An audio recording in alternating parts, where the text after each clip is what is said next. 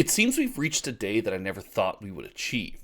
Magic the Gathering, the product lineup, and all of the announcements are not strictly about Commander. We're getting sets printed straight into Standard, and while some sets have Commander precons, the idea of a Commander precon with every set doesn't seem to be the standard, with Spider-Man having nothing. Now, yes, Spider-Man was a late design shift, but I wouldn't be as surprised to see one or two sets in the future come without Commander products.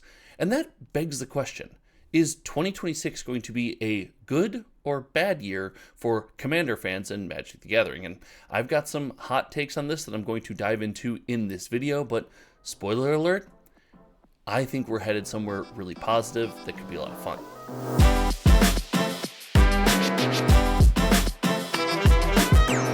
Now, before you just jump into the, hey, how can anything be positive? This universe is beyond here. Let's have a nuanced conversation about Commander's space in the coming year. Now, we've seen all the sets that are going to be released, and while we have 3 in-universe Magic the Gathering sets, there are 4 Universes Beyond Magic the Gathering sets. And I have always said that Commander is a place where Universes Beyond seems to live the best. If it must exist, a format where players are comfortable playing casually, sitting down and saying, yes, I want to play against this, and no, I don't want to play against that, seems to be the perfect avenue to Fortniteify some of the Magic the Gathering releases. That's not to say all Commander players love or hate Universes Beyond. It just seems that in a for fun sandbox, the idea that we can do more quirky, fun, out-of-the-box things is, a more positive and powerful thought.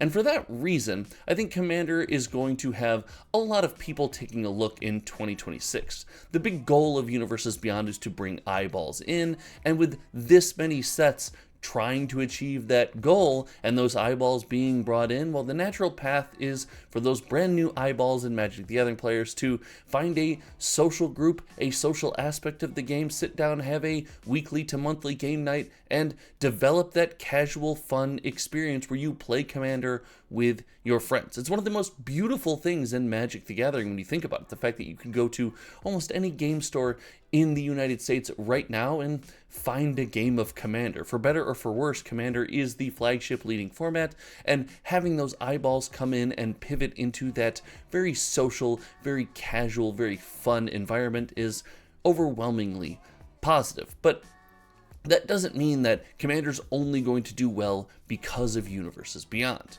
I have said it before and I'll say it again.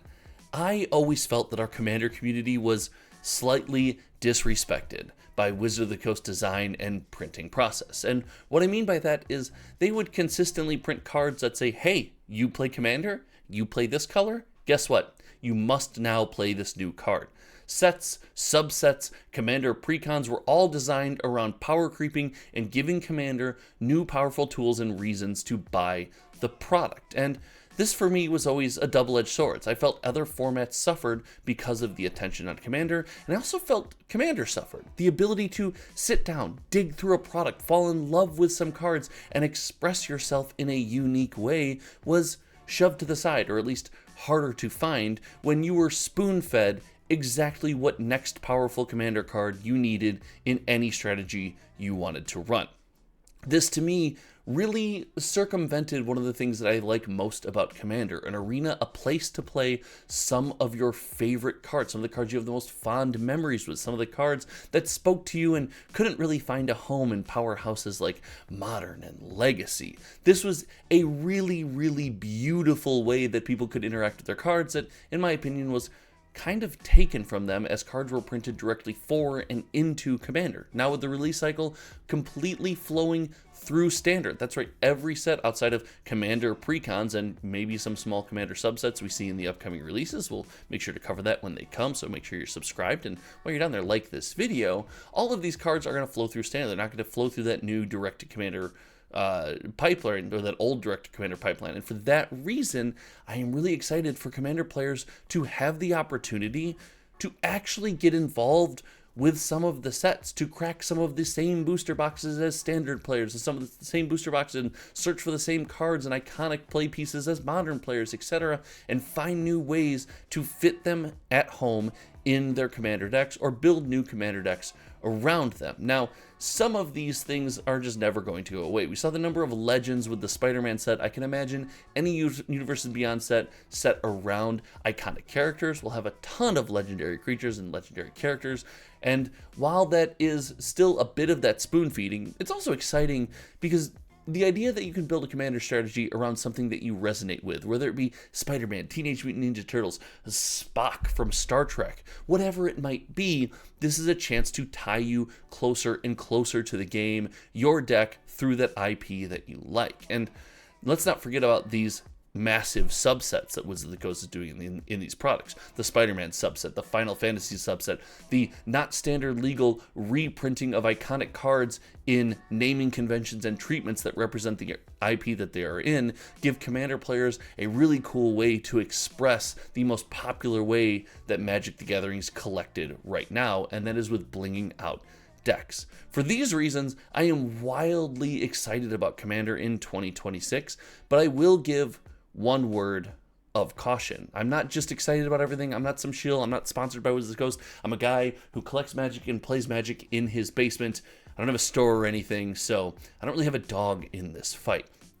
I will say, the idea that these sets are Universes Beyond, meant to bring eyeballs from the outside in, and then very clearly are meant to drive those eyeballs, those new IP fans, into Magic the Gathering fandom and play, means that we could see a lot of standard sets that are designed pretty much as Commander sets. Now, Wizards of the Coast has stated that they are reinvigorating standard. They're rededicating themselves to the standard format, but we've seen that that hasn't always gone the way we expect it to. And I do fear that while we don't have the Commander subset directly in the play booster box that is just force fed to you that you must play in Commander, I worry that some of these cards and these sets will truly just be designed for Commander without a Commander subset on them, and we will be in the same boat we were before without the boost to a regular flowing set release where it flows through Standard, possibly into Modern, really powerful cards into Legacy,